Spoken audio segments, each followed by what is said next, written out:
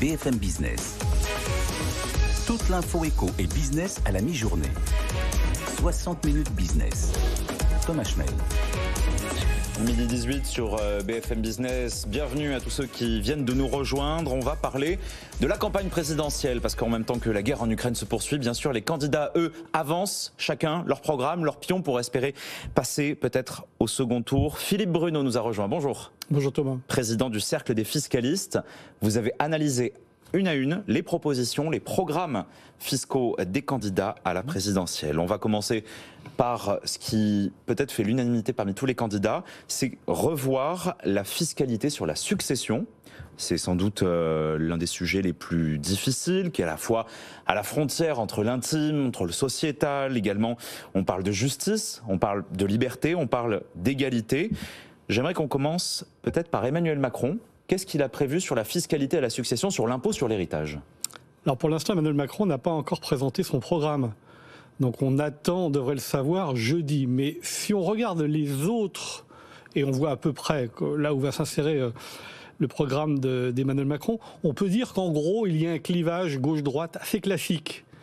Les partis plutôt libéraux ou conservateurs ont tendance à protéger un peu l'héritage. En revanche, les partis plutôt classés à gauche ont tendance à vouloir taxer, voire surtaxer l'héritage, comme dans le cas de Jean-Luc Mélenchon, qui veut tout simplement taxer à 100% les patrimoines au-delà d'une valorisation d'un héritage de 12 millions d'euros. Le problème, c'est qu'il ne fait pas de distinction entre la nature des biens, et donc on comprend que cela inclut aussi les entreprises. C'est vrai que c'est une dichotomie classique. D'un côté, on préfère privilégier la liberté de transmettre. Oui. De l'autre, on s'accorde à dire que parfois, eh bien, ça ne favorise pas l'égalité des chances, oui. La transmission. Valérie Pécresse, elle, prévoit de rehausser, je crois, l'abattement de 100 à 200 000 euros, c'est ça ?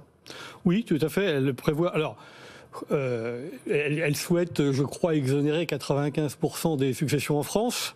Si mes souvenirs sont bons, cela étant, c'est déjà quasiment le cas. Je rappelle que 90% des successions en ligne directe ne sont pas soumises à l'impôt. C'est-à-dire que les Français abordent les droits de succession, mais en fait, ils sont très très peu concernés. Il y a très peu de successions en ligne directe qui sont concernées.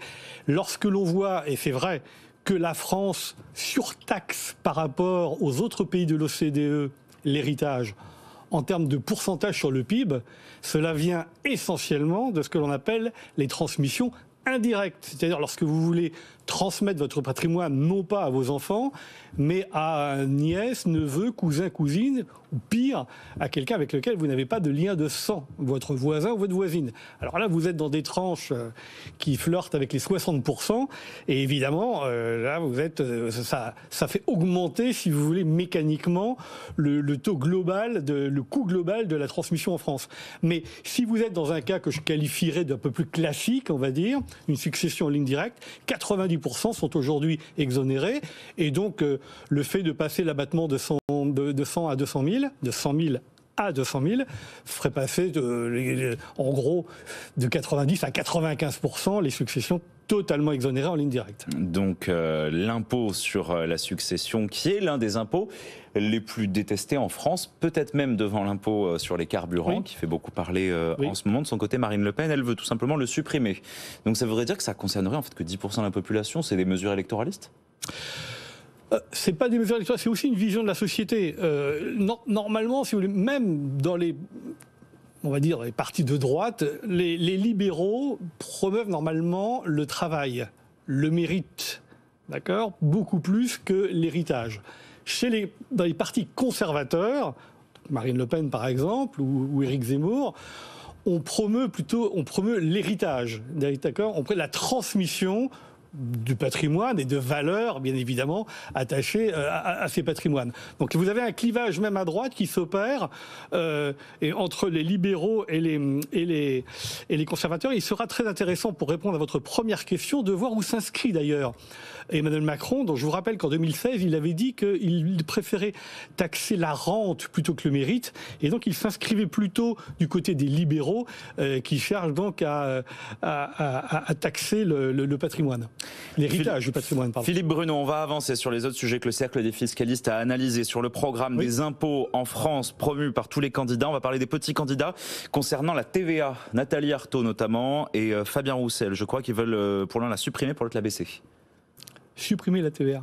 Fin de la TVA, Nathalie Arthaud, c'est dans son programme. Alors, la TVA... Qu'est-ce que vous en avez retenu, vous, sur les positions des candidats sur la TVA? Alors d'abord, la TVA est le grand absent.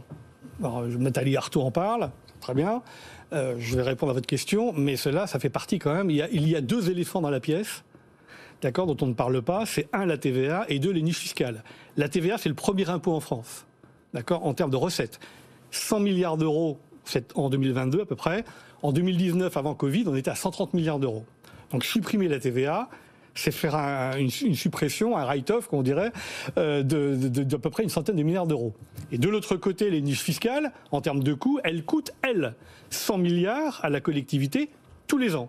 Donc si vous voulez... Elles ont changé, ces niches fiscales, pendant le quinquennat Macron?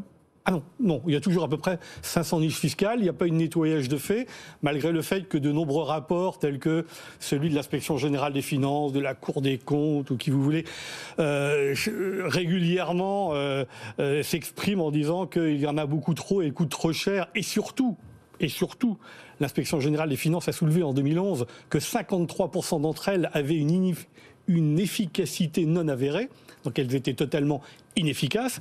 On les conserve. Et là, je pense qu'effectivement, du côté coût, il y aurait probablement des économies à faire. L'Inspection Générale des Finances a fait un audit.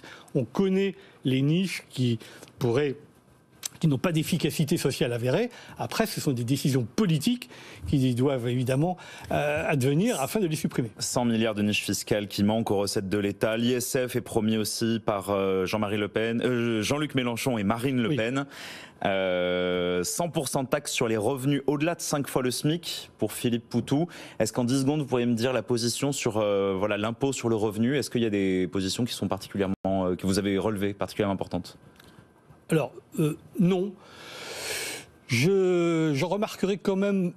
Allez, on va quand même en trouver deux. D'abord, vous avez des mesures un petit peu jusqu'au boutiste, celles que vous venez, qui n'ont aucune chance d'advenir, bien évidemment, parce que le Conseil constitutionnel se mettrait en travers. En revanche, je remarque que Valérie Pécresse avait proposé la suppression de la taxe, la cotisation VIS, qui figure sur votre fiche de paye, au taux de 8,3%. Elle a dû comprendre que ça allait coûter beaucoup trop cher. Elle s'est ravisée. Et aujourd'hui, cette suppression, si elle était élue, ne serait qu'à hauteur de 2,4%, ce qui est déjà pas mal.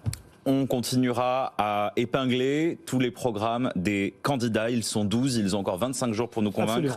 Merci Philippe Bruno, je vous en prie, président du Cercle des fiscalistes, d'être venu nous détailler votre dernier rapport, votre analyse sur les programmes des candidats.